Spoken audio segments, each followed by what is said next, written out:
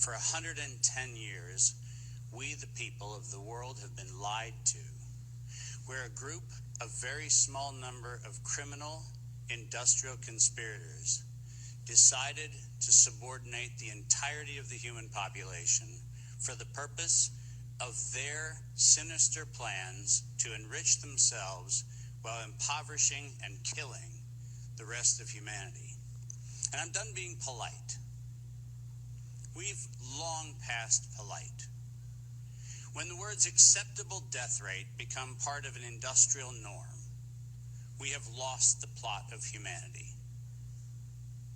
And that's not my words. Those were the words of the World Health Organization and of Pfizer and of Moderna when they were given the authorization to begin the process of killing human beings in the interest of advancing their goals. Next slide.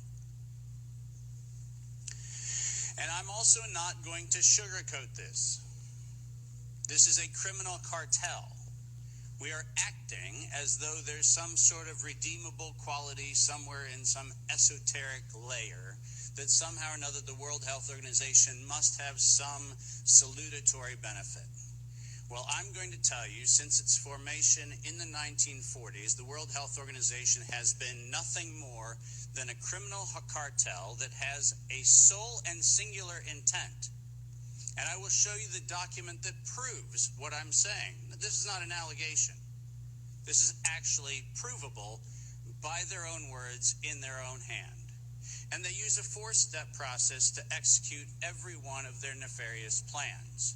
They begin by planning an exercise, then they go to the business of funding that exercise, then they create the rationale for the thing that they're going to do, and then they deploy and profit from it. And in violation of 15 U.S. Code Section 19, which for those of you listening, coincidentally started with the Clayton Act in the same year that the World Health Organization in the United States, 1913, the same year the World Health Organization's progenitors also started. So I find it fascinating that we passed the Clayton Act in 1913 and we set in motion 110 years ago the criminal conspiracy, which we now call the World Health Organization. 110 years later.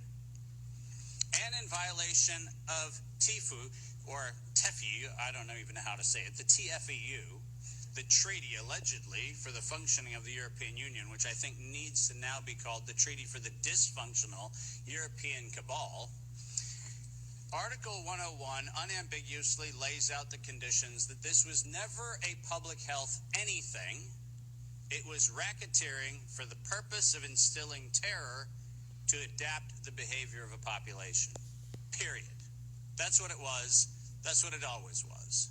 And we can come up with every theoretical argument we want to make about things, but the problem, even with the theory that we had an outbreak of something, is falsifiable for the data from Zurich that shows us that in the year of the death pandemic of the globe, life insurance companies paid $30 billion less in claims.